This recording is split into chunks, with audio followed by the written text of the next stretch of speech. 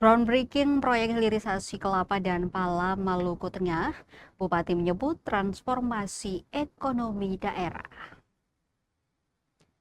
Groundbreaking atau peletakan batu pertama proyek hilirisasi kelapa dan pala di Negeri Liang Awaya, Kecamatan Teluk Elpa Putih, Kabupaten Maluku Tengah resmi berlangsung Rabu 29 April 2026. Proyek yang bernilai 640 miliar dari Danantara itu bakal dikelola oleh PTPN 1 Regional 8. PTPN 1 Regional 8 sendiri telah merancang pembangunan pabrik pengolahan komoditas lokal di Maluku Tengah. Serapan kelapa pun bukan main-main, di angka 300.000 butir per hari. Sementara serapan pala ditargetkan 2.300 ton per tahun. Berdasarkan serapan jumlah pada dua komoditas itu, ekuivalennya sama dengan 6.500 hektar. Olehnya itu, Bupati Maluku Tengah Zulkarnain Awad Amir dalam sambutannya mengatakan komitmen transformasi ekonomi daerah. Bupati Zulkarnain menegaskan groundbreaking yang dilakukan hari ini bukan sekadar seremoni pembangunan fisik, tetapi merupakan langkah strategis menuju transformasi ekonomi daerah. Bupati menyampaikan proyek ini adalah peluang besar bagi Maluku Tengah untuk bangkit menjadi daerah yang lebih maju, mandiri, dan sejahtera. Menurutnya, kelapa dan pala bukan hanya komoditas unggulan, tapi juga telah menjadi bagian dari identitas dan kehidupan masyarakat.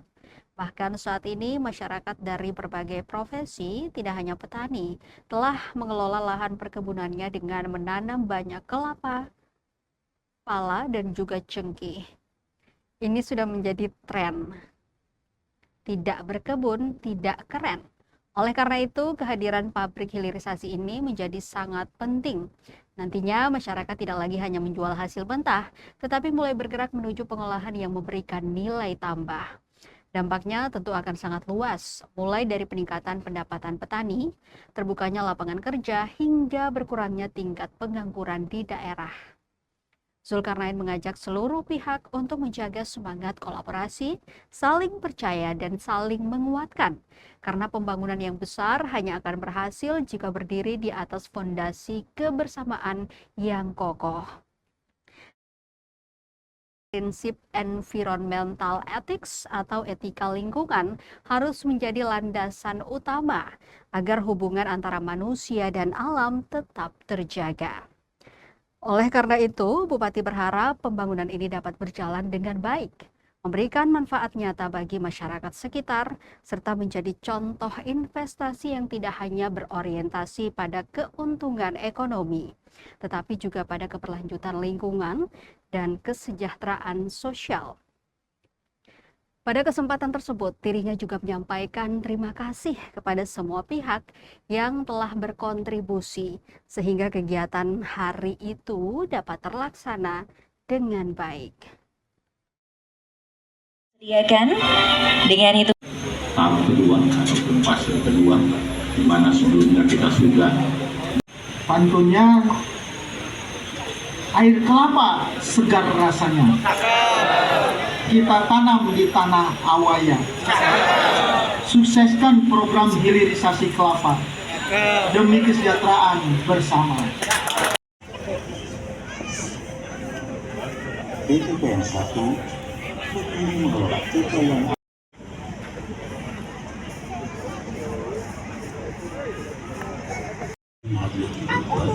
strategis Indonesia dengan perannya.